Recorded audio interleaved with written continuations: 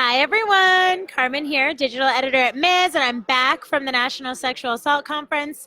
And now I'm with Sameera Qureshi, the director of training at HEART, which is an organization that reaches over 5,000 Muslim women and girls. It's based in Chicago, but with a nationwide impact.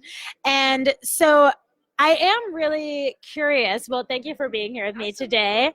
And I am really curious. I was, reading about Heart and what you do and your experience and what you do specifically. And you came to Heart with this background in developing Islamic sexual health curricula. And I was just curious as to what that looks like and what sort of makes, how does creating resources for Muslim women fundamentally change what we might be used to doing when we're creating those kinds of materials? How are they fundamentally just a little different and tailored? That's a really good question. So with us, we like to take comprehensive sex ed and add more values and spirituality-based information. So a lot of women in faith groups will say, we love the information we're getting, but it's not related to our life values. It's not related to how we were raised with religious and spirituality components. So we like to make the information resonate at a spiritual level.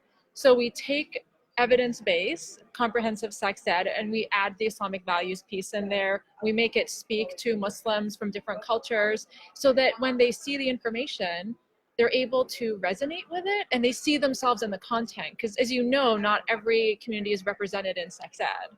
So we want to make sure that the materials, the information, the activities resonates with Muslim women and girls so they see themselves in the content and can say, hey, that applies to me in my life. Awesome. And what are some specific examples? Like what might be some of the stuff that you're sort of in there to make it more culturally competent? Yeah, so as we know, the United States loves abstinence-only sex ed, and Muslims love the word abstinence because it's, as you know, a value in all faith traditions, but we rename it to be called empowered abstinence. So we talk about it being a choice when you're fully informed that you can make from a holistic self decision-making perspective, not from a fear-based, God will punish you, you will go to hell perspective. So that's one example of how we take sex ed and make it empowering and talk about spirituality and sex positivity, which Muslims typically don't get. And actually a lot of probably Americans don't get that perspective either. Awesome. And, what you do at Heart more broadly as an organization is you work to educate women and girls about sexual health. And I'm curious, how generationally diverse would you say the people that you're serving are? Like, who in the Muslim community is hungry for this information? Is it the younger set? Is it the teenagers? Or is it really like a broader range of women who also couldn't find that kind of culturally competent stuff when they were younger, and so they're still looking for it? Yeah, really great question. So we have a diversity across the lifespan, and our team, we have 4 staff members right now. We have different expertise. So I worked mostly with kids in schools from elementary all the way to high school, and then skipped some generations and did parents and older adults. And that was just my passion and finding what really spoke to parents. So those are 2 age groups. And then my colleagues, for example, a couple are students right now in grad school, and they're focused on the college students, so the younger generation. So we really aim to take a developmental approach. We know that sexual violence needs to be prevented from a young age through sex ed that's comprehensive. So our team really speaks to the diversity of skills that we have. So we try and hit all those different age groups, and it's challenging, as you can imagine, but so much fun because that's where our expertise is, and each person kind of takes a slice of that developmental pie and kind of runs with it. Awesome. And yeah, I was going to say, sexual health and sex ed is a hop, skip, and a jump away from prevention. And how do you address violence in your curriculum, and how do you feel like you're addressing it uniquely to make it resonate with Muslim communities? Yeah, for sure. So we first take a strength-based approach. So we talk about healthy relationships, we talk about healthy behaviors, we talk about kind of our spiritual responsibility to watch out for each other, to stand up for these Islamic values of justice, non-oppression, of enjoining humanity, Muslim or not Muslim. But we also talk about the language of what abuse is, so the various types of sexual violence, because violence evokes a very physically strong kind of image, right? So we want to talk about the spectrum of sexual violence. So we give people language and literacy in sexual violence, right? Because it's usually an all or nothing thing for a lot of folks. We want to give them more nuance with that. So for example, we recently developed a tool called the Power and Control Wheel, which we adapted from the domestic violence Duluth model. Yeah.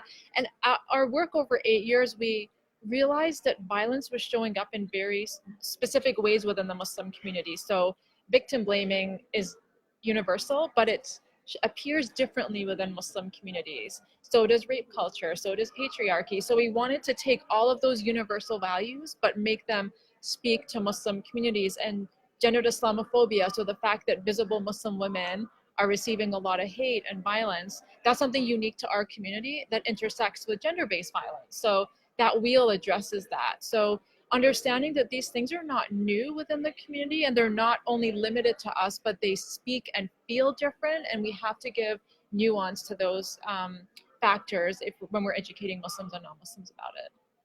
Awesome. And what sort of barriers do you feel like the women you serve face in maybe trying to be part of the movement to end violence? Like how can the movement do better by them and do better to both bring them in and ensure that they're, represented and heard when they are in these spaces?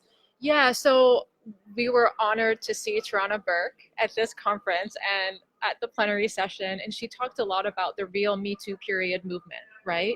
And I think the movement that started last year with the hashtag was void of that history and intersectionality. So when a lot of Muslims heard about the hashtag Me Too and how it was centered around white women in Hollywood or centered around workplace sexual harassment, that didn't resonate with them because they're like, wait, that's not happening in Muslim communities. That's not, sexual violence doesn't even happen. It's not happening that way. So having been here, I'm thinking, wow, like Tarana's original movement was meant to be intersectional, was meant to be led by women of color to share their own stories. And I know last year there was a Mosque Me Too hashtag, but that even in and of itself is not representing the vast variety of sexual violence. And I think it's also very stigmatizing in a way. So I really want to go back to the roots of the original Me Too movement and start using that to educate women and girls, but also the barriers are coming from a lot of the men who aren't allies in this work, and some of the women who buy into the male stereotypes as well about sexual violence. So it's so complex. So I feel like Tarana's work is where we want to be, and we're going to use that, I think, moving forward. Awesome. And what do you think advocates sort of might be doing that's missing the mark that they could be doing better too? Just in, like, you're producing these culturally competent resources, how can folks fighting violence on campus or in other spaces make sure that even if it's not a specific and tailored resource for women in Islamic communities, that it's at least something that still speaks to them? Absolutely. So first and foremost, get training. and I don't believe in cultural sensitivity training. I think you have to work very closely in partnership with an organization that does this work from the inside out. So getting away from finding the token Muslim to speak to or the token Muslim that please, we're happy to provide training and technical assistance, and we'll give you concrete ways to reach out to Muslim communities in a way that isn't also tokenized and kind of like a checkbox item, right? Like, oh, I reached out to the Muslim student group, I've done my job. Like, collaborations are going to be much more long-term and harder to come by. So I think advocates finding the right voices and then being open to dismantling their own misunderstandings about Muslims and Islam, which I think our session today will talk about, in a way that there has to be a lot of unlearning, a lot of decolonizing, a lot of exotification of Muslim women and the violence we apparently face. Like noted at the conference was apparently we have issues of forced marriages and FGM that we noted. And again, like when people think of Muslims and gender-based violence, they go to those exotified examples when really gender-based violence looks the same in Muslim communities. It just manifests differently in terms of like the power and control and how it appears. So I think all that unlearning and then the relationship that you can build with agencies such as us, which have been in the movement for a while, is really powerful and speaks to the commitment that advocates can have instead of doing checkbox training, which we know doesn't work. Yeah. I mean, I think we're stronger together. Yeah. Yes, Work in coalition and collaboration. Yeah. absolutely. And how do you feel like your own identity shaped your journey in this work? You know, how did your own identity lead you here, and how does it sort of um, shape the way you want to move forward in your own career and also in this movement?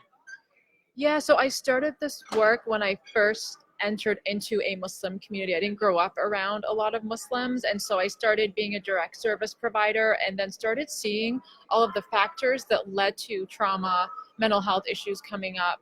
And then my own identity as a survivor as well. And then coming to that realization when I had the language and doing the work, which I didn't have before, it's like everything kind of unraveled and kind of gave me greater life purpose, to be honest, which not everyone will say, but sometimes to make understanding of what happens to you, you kind of give it purpose to you, right? So I feel like just through the work that we've done over the past 8 years, I'm understanding myself more as a spiritual being. This work has helped with that.